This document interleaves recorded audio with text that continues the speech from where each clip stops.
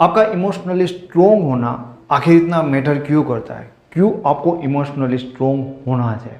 क्योंकि अगर तुम अपनी लाइफ में विनर हो, तुम अपनी लाइफ में एकदम हीरो हो, तुम अपने करियर वाइज या अपने लुक वाइज सारी चीज़ों में परफेक्ट हो, लेकिन तुम इमोशनली स्ट्रोंग नहीं हो, तो तुम अपने पार्टनर के सामने एकदम जीरो बन के रह जाओगे। तुम अपने पार्टनर के सामने एकदम लूजर वाली हरकत करोगे। मैंने ऐसे बहुत सारे लड़के और लड़कियों को देखा है जो बाहर से एकदम परफेक्ट होता है, आप देखकर ही उनको ऐसा मान लोगे कि यार ये बंदा या बंदी किसी को भी इम्प्रेस कर सकते हैं। लेकिन रियलिटी ये होती है कि वो अपने पार्टनर से हाथ जोड़ते और उनका पार्टनर उनको इग्नोर कर रहा होता है। क्योंकि अगर तुम एक लूज़र की तरह अपने पार्टनर के सामने अपने आप को प्रेजेंट करते हो तो डेफिनेटली वो कभी आपको प्यार नहीं देगा, वो आपकी रिस्पेक्ट भी नहीं करेगा। फिर आप चाहे अपनी दुनिया में किंग क्यों ना हो, उनके सामने तुम कभी कुछ बन ही नहीं पाओ।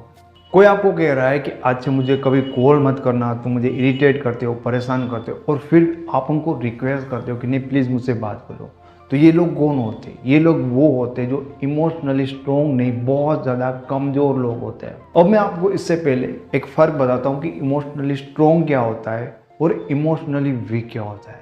एक्चुअल में इमोशनली स्ट्रोंग लोग होते हैं ना, वो अपने इमोशन को जस्ट मैनेज करना चाहते हैं। एंड इमोशनली कमज़ोर लोग होते हैं ना, उनको नहीं पता होता है कि अपने इमोशन को कैसे मैनेज करें। एक्चुअल में वो अपने इमोशन को समझ ही नहीं पाते। अब हर कोई इंसान इमोशनली होता है, यानी कि जो आपको कभी अच्छा लगता है, बुरा लगता है, वीक फील होता है, आपको हैप्पीनेस फील होता है, कभी गुस्सा, सबको होता है। लेकिन इमोशनल स्ट्रोंग पर्सन होगा ना, वो अपने इमोशन को मैनेज करेगा। क्योंकि जो उसको अभी फील हो रहा है वो क्यों हो रहा है, अब उसको कैसे एक्सप्रेस करना है, कैसे किसी को बताना है, या कहाँ पर चुप रहना है। अपोज जो पर्सन आपको इग्नोर कर रहा होता है, उनके सामने हाथ जोड़ना, उनको रिक्वेस्ट करना कि बात कर ले, तो वो आप तभी करोगे जब आप अपने इमोशन को नहीं समझ रहे हो और ना आप उनको कंट्रोल कर पा रहे हो। तो इस वीडियो में हम अब बात करते हैं कि अपने इमोशन को कैसे समझे और कैसे इमोशनली स्ट्रोंग बने। उसके बाद कोई आपको अपनी मर्जी से नहीं रुलाएगा, बस आप खुद ये डिसाइड करोगे कि आपको अपने इमोशन को एक्सप्रेस करना है या नहीं करना है। अगर आप इमोशनली स्ट्रोंग बनना चाहते हो तो सबसे पहले आपको ये चीज़ समझनी होगी कि कभी भी आप अपने इमोशन को ना दबा नहीं सकते, क्योंकि इमोशन ना एक एनर्जी होती है।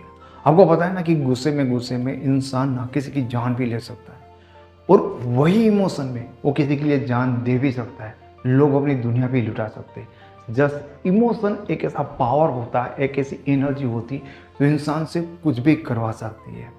एंड उससे भी बड़ी बात कि कोई भी इंसान अपने इमोशन को अगर कंट्रोल करना चाहेगा ना, अपने इमोशन के साथ फाइट करेगा ना, तो और ज़्यादा उलझेगा। बेस्ट तरीका ये होता है कि आपको अपने इमोशन को रिलीज करना चाहिए। अभी मुझे गुस्सा आ रहा है, ठीक है, तो मैं ऐसे सोचूंगा कि नहीं मैं तो गुस्सा करूंगा ही नहीं, मैं गुस्सा करूंगा ही नहीं, ठीक है।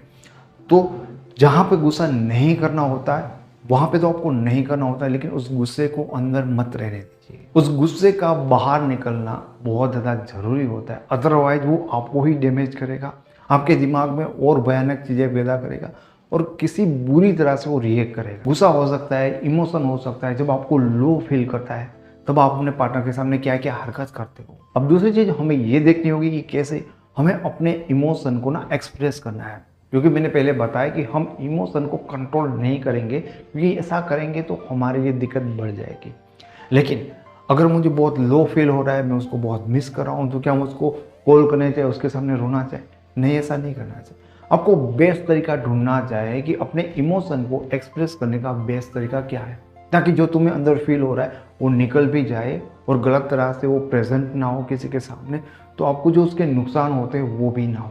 सबसे पहली चीज़, अगर तुम्हारे पास बहुत ही अच्छा दोस्त या कोई ऐसा पर्सन है जिनको तुम अपने इमोशन कह सकते हो, बता सकते हो, तो बहुत अच्छा रहेगा। क्योंकि यहाँ पर क्या होता है कि तुम अपना दुख कह रहे हो, तुम्हें जो फील हो रहा है वो कह रहे हो, और सामने कोई रिस्पॉन्स करने वाला पर्सन है, तुम्हें समझेगा, तो अच्छी चीज़ होती है। जो तुम्हें समझ सकता है वहाँ पे तुम्हें मूर्ख समझे ऐसा इंसान मत ढूंढना, तो उनको कहो, वहाँ पे तुम एक तरह से अपने इमोशन को रिलीज कर सकते हो। तुम्हारे पास ऐसा कोई पर्सन नहीं है तो तुम अपने को जो फील हो रहा है अभी इस समय पे, उन सारी चीज़ों को लिख दो, एक बुक लिख दो, ठीक है। तुम्हें जैसा भी फील हो रहा है, जो भी तुम्हें ख्याल आ रहा है, वो सारी चीज़ों को लिखो, क्योंकि लिखने के बाद भी आपके माइंड को एक कमांड मिलता है कि आपने उन चीज़ों को रिलीज़ किया है, आपने बुक में लिख दिया, तो कहीं ना कहीं आपके इमोशन ऐसा फील होगा कि जैसे बाहर निकले हैं। अगर ये भी आप करना नहीं चाहते हो और आपको इस समय पे रोना आ रहा है, आपको अपने आप पे तरस आ रहा है, तो वो करो यार, क्योंकि वो भी एक जरिया होता है अपने इमोशन को निकालने के लिए। आपने देखा होगा कि जब आप रो लेते हो, अपने आंसुओं से अपने इमोशन को बहा देते हो, तो रोने के बाद आपको थोड़ा सा फ्रेश फील होगा, 100% होगा। क्योंकि रोने के बाद भी अपने आंसुओं से आप अपने इमोशन को बाहर निकालते हो, उनको अपने अंदर कैद नहीं कर सकते। क्योंकि जितना तुम उनको कंट्रोल करोगे ना, वो तुम्हारे अंदर फाइट करेंगे, घमासान मचाएंगे, ना काम में मन लगेगा, ना तुम कुछ और कर सकोगे। तीसरी चीज़ कि बार बार तुम्हें जो ये लो फील होता है, या बार बार तुम्हें कोई ऐसे हर्ट करके जाता है और तुम्हें बुरा फील होता है, तो हर्ट होने की जिम्मेदारी खुद तुम्हें लेनी चाहिए। क्योंकि अगर तुम ऐसा ही सोचते हो कि तुम्हारे साथ तो वैसा ही करते, वो आपके साथ बुरा करता है, नहीं, दूसरों पे बहुत उम्मीदें लगाते और बदले में वो ऐसा करते हैं, तो कहीं ना कहीं हमने लोगों को चांस दिया था, मौका दिया था, इसीलिए उन्होंने हमें धोखा दिया है।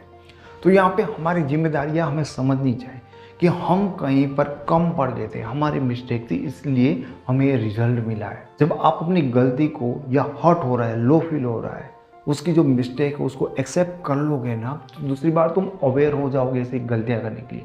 तुम गलत इंसान को गलत समय पे गलत तरीके से चांस देने के लिए अवेयर हो जाओगे, और मैक्सिमम टाइम जो तुम्हारे साथ ये हो रहा है ना, वो होने से खुद तुम अपने आप को बचा सकोगे। अगर तुम अभी से इन सारी चीज़ों को, इन गलतियों को एक्सेप्ट कर सकते हो कि हाँ ऐसा क्यों हो रहा है। चौथी चीज़ कि कोई भी सिचुएशन हो, कोई भी परेशानी है, और जहाँ पर भी तुम्हें लो फील हो रहा है और तुम्हें कोई सोल्यूशन नहीं दिख रहा है, इन चीज़ों से कैसे बाहर निकले, कैसे आप इमोशन को साइड में रखें। क्योंकि जब तुम्हें इमोशनली बहुत लो फील होता है, तब तुम्हें कोई रास्ता ही नहीं दिखता। तो तुम्हें अपनी लाइफ को ना एक फिल्म की तरह देखनी चाहिए। क्यों? क्योंकि खुद तुम अपने आप को नहीं समझ सकोगे अगर खुद से तुम बाहर नहीं निकलोगे। जैसे एक नदी है और उस नदी में तुम डूब रहे हो, पानी तुम्हारी आंखों तक आ रहा है, तुम थोड़ा इमेजिन करो, तुम कुछ नहीं देख पाओगे कि किनारा किस तरफ नज़दीक है। अब तुम इमेजिन करो कि तुम्हारा दोस्त पानी में डूब रहा है, उनकी आंखों तक पानी आ रहा है, लेकिन तुम किनारे के पास खड़े हो, तो तुम उनको बता सकते हो कि भाई इस तरह आ जा या उस तरह चला जा, किनारा वहाँ पे नज़दीक पड़ेगा। इसी तरह से जब तुम्हें बहुत बुरा फील होता है, तो अपनी लाइफ को और इस सिचुएशन को एक फिल्म की तरह देखो कि तुम ना इन चीज़ों से बाहर हो, कोई कैरेक्टर है तुम्हारी जगह। फिर तुम्हें सही चीज़ें समझ में आएगी कि इस सिचुएशन में क्या करना चाहिए और क्या नहीं करना चाहिए। इस वीडियो को फिर से एक बार रिवाइंड करते हैं कि अपने आप को इमोशनली स्ट्रॉन्ग कैसे बनाए। सबसे पहली चीज़ कि अपने इमोशन को एक्सप्रेस करना स्टार्ट करो, उनको दबाना छोड़ दो। दूसरी चीज़ होती है कि अपने इमोशन को आप कैसे बेस्ट तरह से एक्सप्रेस कर सकते हो, वो आपका अपना मेथड क्या है, उस वे को ढूंढो। तीसरी चीज़ कि जब तुम हर्ट होते हो, तो उसकी जिम्मेदारी तुम्हें खुद लेनी होगी कि ऐसी सिचुएशन सिर्फ तुम्हारी मिस्टेक के कारण है। और चौथी चीज़ कि अपनी लाइफ को, इस मोमेंट को एक फिल्म की तरह देखो, तो तुम्हें समझ में आएगा कि इन चीज़ों से कैसे बाहर निकल सकते हैं। अगर आपको ये वीडियो पसंद आया तो इसे लाइक और इसके बारे में कुछ कहना चाहते हो तो कमेंट करो। इस चैनल पर पहली बार है और ऐसे वीडियो और ज़्यादा देखना चाहते हो तो इस चैनल को फ्री में आप सब्सक्राइब कर सकते हो। आप मेरे साथ इंस्टाग्राम पे, फेसबुक पे जुड़ना चाहते हो या मेरी लिखी हुई ई बुक को डाउनलोड करना चाहते हो, तो उनके सारे यूजफुल लिंक आपको डिस्क्रिप्शन बॉक्स में मिल जाएंगे। Thank you so much.